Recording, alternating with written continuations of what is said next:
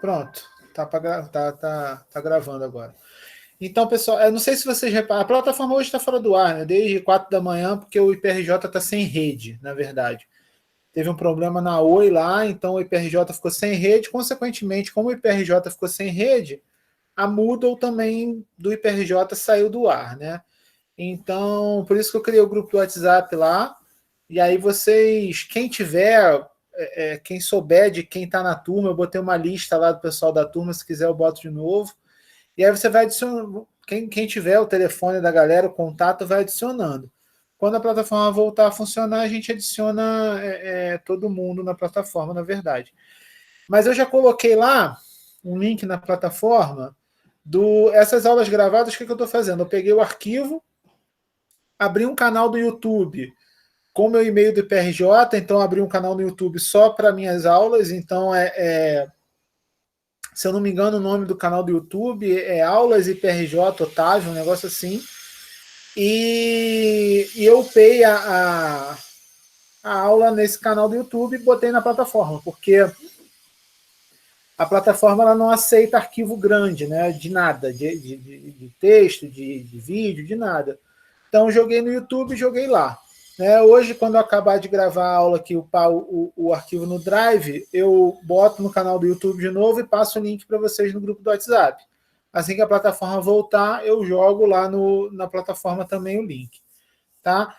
Voltando aqui ao que eu estava falando, a questão da lista também. Eu passei a lista para vocês no WhatsApp. Se vocês conhecerem o resto da turma, o pessoal da turma, passem a lista para eles. Devido a esse problema na plataforma, eu vou deixar até sábado a entrega da lista na plataforma, já que vai ficar um dia fora.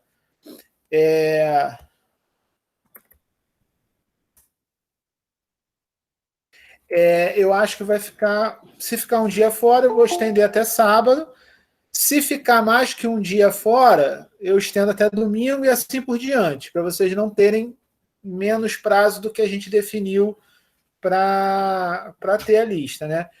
Vocês, quem já tem, já vai fazendo, vocês vão acabar tendo um prazo maior, mas eu quero que todo mundo, se alguém for prejudicado, não souber, não conseguir acessar a lista, eu não quero que essa pessoa seja prejudicada, questão de prazo pela plataforma estar fora do ar, tá bom? Acho que é só isso que eu tinha para avisar. A questão da aula, não sei se vocês tiveram tempo de ver, de dar uma olhadinha na aula, né? São definições, algumas definições vocês até já viram, né, em outros cursos. Só que são definições que a gente vai usar ao longo do curso, né? Então são definições gerais que a gente pode vir a usar ao longo do curso.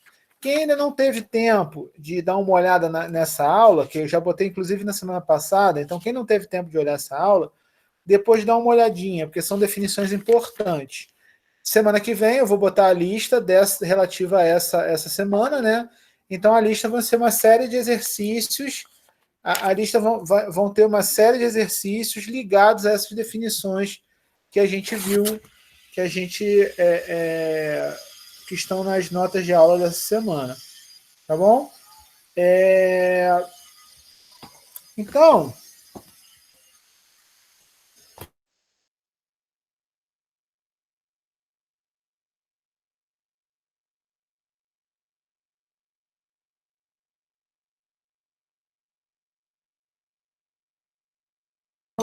ficou mutado, Otávio. Foi mal. Então, essas notas de aula, elas começam, na verdade, falando sobre qual é a introdução à dinâmica. Na verdade, a dinâmica ela é regida pelas leis de Newton, pelas 3 leis de Newton. Né? Então, as principais definições que a gente vai ter em dinâmica partem das 3 leis de Newton, que é a lei da inércia, né? A lei fundamental da dinâmica e a ação e reação. Uma coisa importante sobre a segunda lei de Newton, né? Uma coisa importante sobre a segunda lei de Newton, deixa eu compartilhar aqui o quadro. A gente aprende, você já deve ter visto isso em Física 1, né? Mas a gente aprende, na verdade, que a segunda lei de Newton, né? A gente aprende desde o ensino médio que você tem F igual a ma. Né? Essa é a segunda lei de Newton. Só que, na verdade, essa segunda lei não foi definida dessa forma, né? Essa lei ela foi definida como sendo a F igual a variação no tempo da quantidade de movimento do corpo ou do momento linear. Por que que essa equação vira essa? Vocês já viram essa questão em Física 1?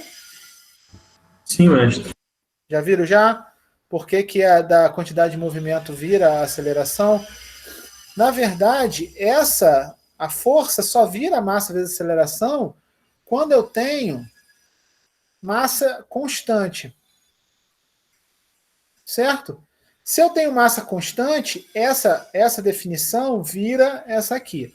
Se eu não tiver massa constante, aí eu tenho um termo aditivo aqui nessa força. Por exemplo, professor, como assim massa sem ser constante? Pensa, por exemplo, num foguete.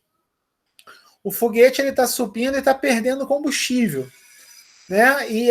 Ou seja, essa massa ele está perdendo uma massa considerável. Então você não pode desprezar a perda de massa. Ou, por exemplo, uma bola de neve. Você tem uma bola de neve girando, né? Você tem uma bola de neve e essa bola de neve está girando aqui. Conforme ela gira, ela vai agregando mais neve, ou seja, ela está ganhando massa. Ou seja, a massa dela é maior do que a massa inicial. Como a massa é maior que a massa inicial, você não pode desprezar essa perda de massa. Tá? Aqui no curso de dinâmica, a gente não vai ter essa preocupação, certo? No curso de dinâmica, a gente vai sempre tratar problemas que a massa é constante. Sempre. Né? Em dinâmica, a gente sempre vai ter isso. A gente sempre vai ter massa constante. Se a gente vai sempre ter massa constante, a gente vai poder usar sempre força igual a massa vezes aceleração. Tá? A gente não precisa se preocupar com essa questão da massa, agregando massa ou não. Certo?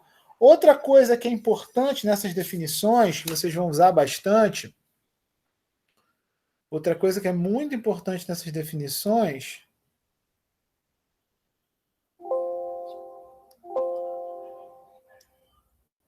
é justamente a definição do que é um sistema discreto e um sistema contínuo. Isso é outra coisa que vocês já devem ter visto em outros cursos, né?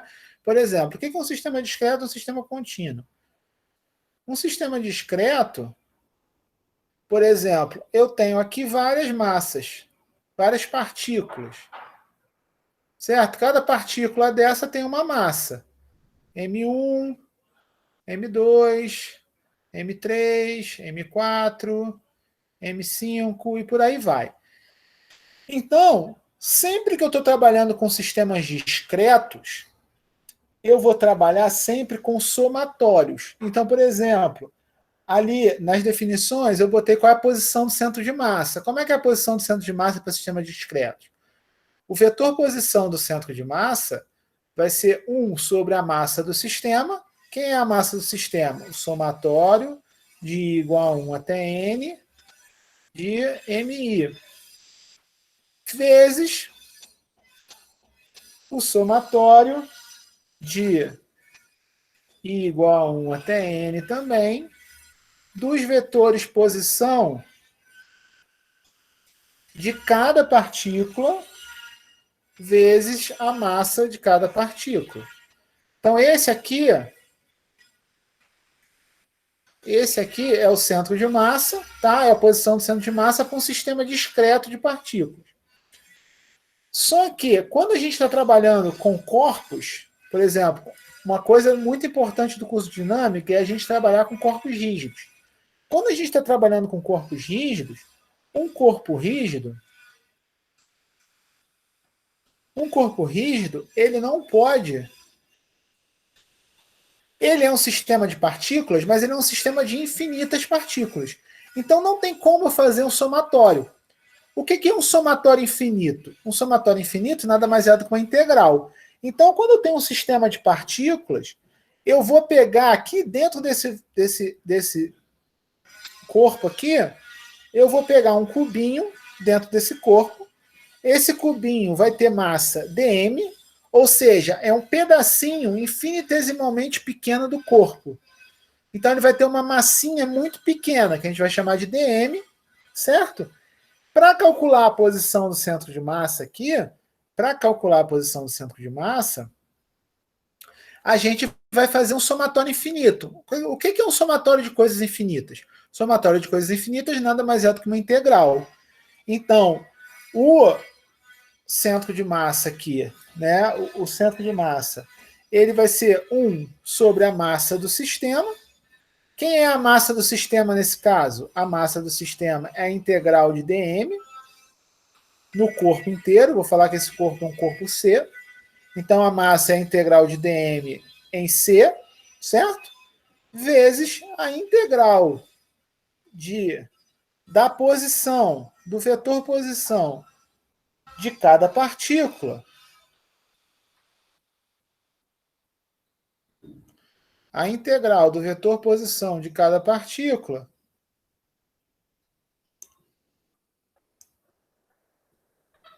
vezes o meu dm, tá? Então, quando a gente tiver um corpo rígido, que são coisas que a gente vai trabalhar, um corpo extenso, a gente vai usar essa definição dos sistemas contínuos. Então, isso aqui a gente chama de sistema discreto,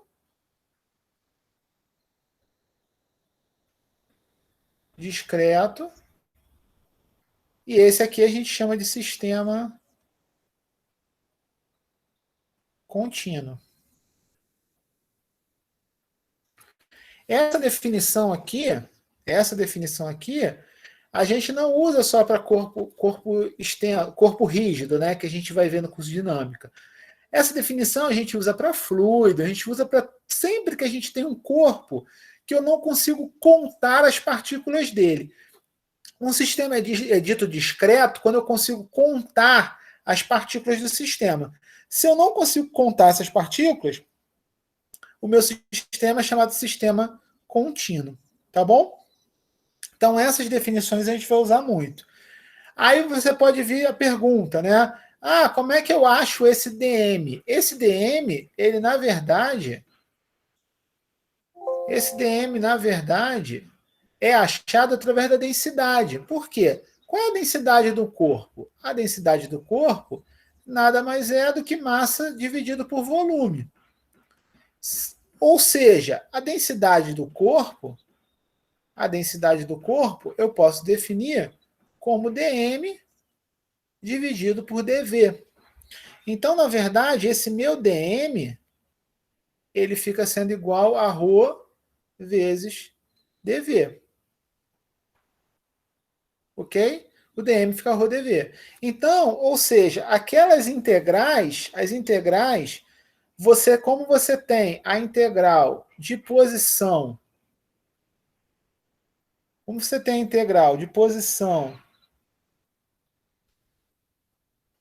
na massa, isso aqui não é um produto escalar não, tá? É um vezes normal.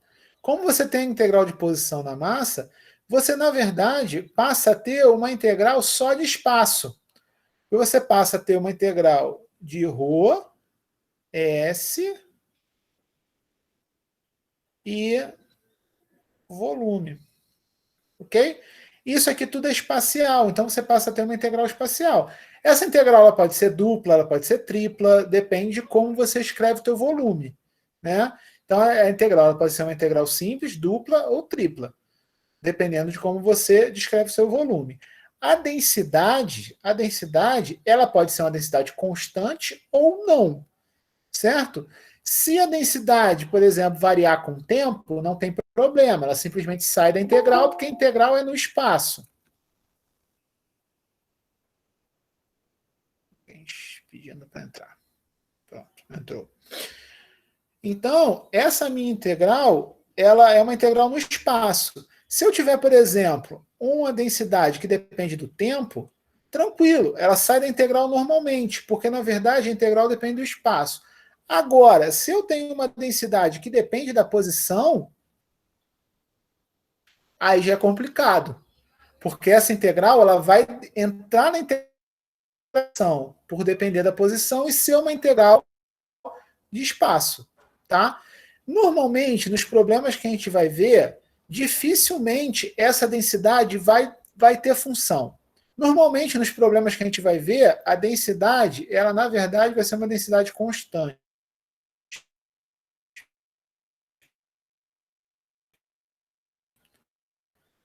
Gera mais problemas, porque essa densidade variando com o tempo, por exemplo, em fluidos, né? Você tem um copo cheio d'água e você está jogando fora essa água.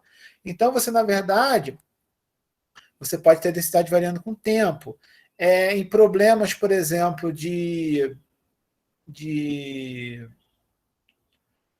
não que isso compita a vocês, mas, por exemplo, quando a gente está falando de corpos que vão ganhando massa ou vão perdendo massa, essa densidade varia com o tempo também.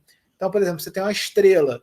Né? Uma estrela ela vai perdendo massa porque ela vai fazendo reações químicas, né? E, na verdade, perdendo massa não. A estrela vai fazendo reações químicas, por exemplo, vai diminuindo, certo? Ou vai perdendo, ou tem a massa variando com o tempo também. Então, essa densidade varia com o tempo. Tá? Nos nossos problemas, que a gente está só aqui no planeta Terra, tranquilo e tal, em geral, a densidade não vai variar com o tempo e dificilmente ela vai variar com o espaço. Então, vocês não precisam se preocupar tanto com essa densidade. Vocês, na verdade, vão ter que se preocupar mais em definir o que é o volume. Quem é esse dV? E esse dV que vai ajudar vocês a encontrar, por exemplo, o centro de massa do problema. Tá? E o centro de massa vai ser muito importante, porque a gente tem uma série de definições que dependem do centro de massa. Tá? Tem alguns problemas que podem ser resolvidos só sabendo quem é o centro de massa. Então, é importante saber quem é o centro de massa. Ok? Então, essas definições são bem importantes para a gente. Tá? Estão entendendo até aqui o que eu estou falando?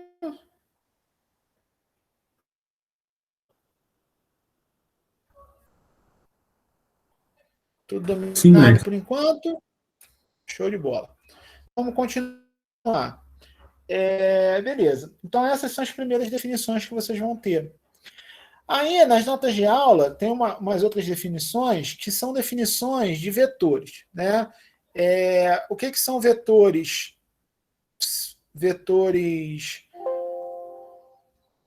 O que são vetores? Livres, deslizantes e vinculados.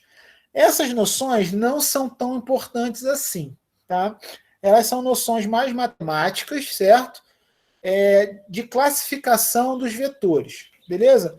Então, essas noções de vetores livres, deslizantes e vinculados não são tão importantes, a não ser que o problema use essas definições para dar informação para vocês, tá bom? Mas não é tão importante assim essas definições. Em seguida, vocês têm nas notas de aula a definição do que é o momento de um vetor. Essas definições podem parecer um pouco estranha para você a princípio, porque, na verdade, a gente nunca viu, a gente, né, em geral, nos cursos, a gente não fala de momento de um vetor. A gente fala sobre esses momentos, mas não como uma classificação geral. Né? A classificação de momento de um vetor é a posição desse vetor, né, a posição da partícula, certo? Vetor, o momento do vetor que você quer achar. Então, por exemplo, você tem um sistema de coordenadas aqui, o ponto de origem do sistema de coordenadas é esse. E você tem um vetor aleatório aqui. O vetor V aleatório aqui. Qual é o momento desse vetor? Qual é o momento desse vetor? O momento desse vetor, para achar o momento desse vetor, você tem que traçar uma reta auxiliar aqui. E o vetor S é um vetor perpendicular a ele. Esse é o vetor S. E aí você consegue achar o momento do vetor. O que lembra esse momento de vetor aqui? Se eu substituir, por exemplo, esse V, se esse V aqui for uma força, por exemplo, Quem que esse momento vira? Se esse vetor for uma força.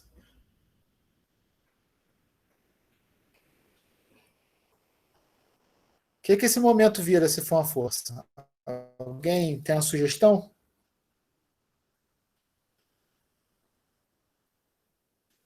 Vocês já viram isso.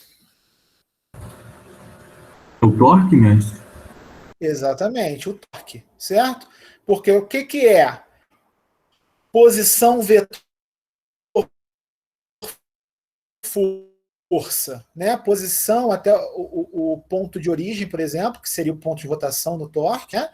Vetor força. É justamente o momento da força, quem é o momento da força? O momento da força é o torque. Por isso que no nosso curso a gente vai usar o torque como M. Ok? O torque vai ser usado sempre como M. A gente vai deixar o tal, que muitas vezes é usado como torque também, a gente vai deixar o tal para trabalho. Não, trabalho eu usei W. Eu acho que eu uso torque como tal, mas o momento da força nada mais é do que o torque. Ok? E isso é uma definição muito importante. Por que é uma definição importante? Porque o torque da força vai determinar também se um corpo rígido, por exemplo, está em equilíbrio. O que precisa de uma partícula entrar em equilíbrio? O que precisa de uma partícula entrar em equilíbrio? Para uma partícula entrar em equilíbrio, basta eu ter o quê? Somatório de forças igual a zero.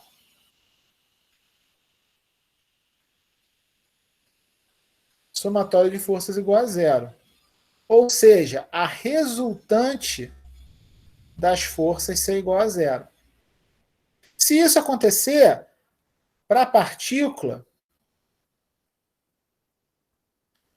eu tenho equilíbrio. Eu tenho a partícula em equilíbrio.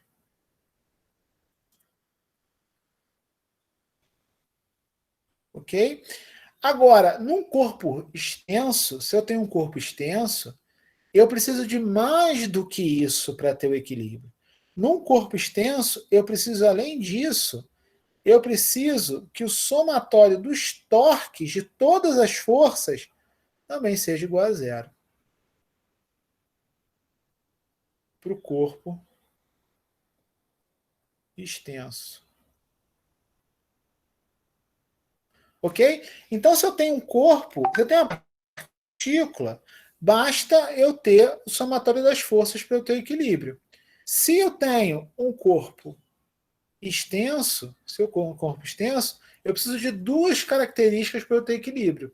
Eu preciso do somatório de força ser igual a zero e o somatório dos torques ser igual a zero também.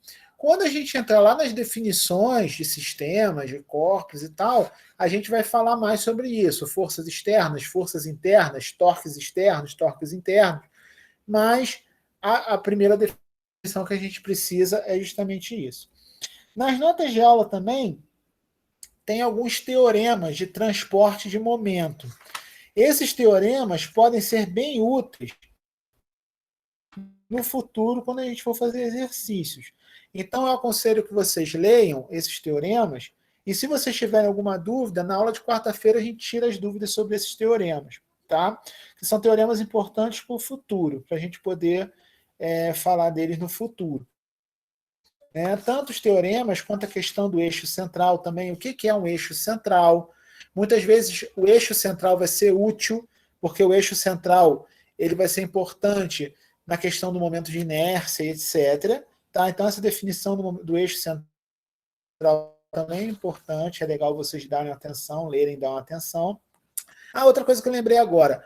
Ontem, o Vinícius me perguntou pela plataforma, mandou mensagem pela plataforma, perguntando sobre um livro básico, um livro que eu aconselhava para vocês usarem como bibliografia extra, além das notas de aula. Cara, basicamente, vocês podem usar qualquer livro que trate de mecânica geral. Existe uma série de livros de mecânica geral que vocês podem usar, tá? As notas de, é o que eu falei, as notas de aula eu me baseei no livro do Tenenbaum, só que o livro do Tenenbaum não é fácil de achar na internet. Se eu não me engano, nem tem na internet. Por que eu me baseei no livro Tenenbaum? Porque o livro dele condensa toda a ementa de dinâmica.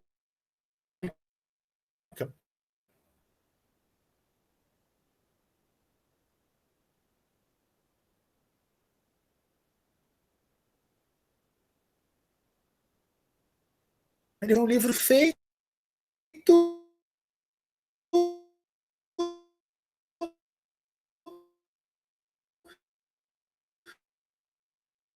para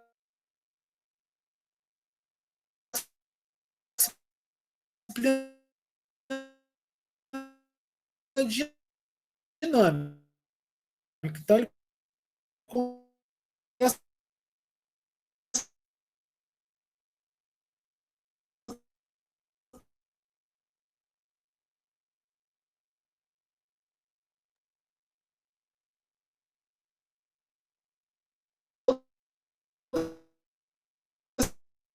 sem ementa.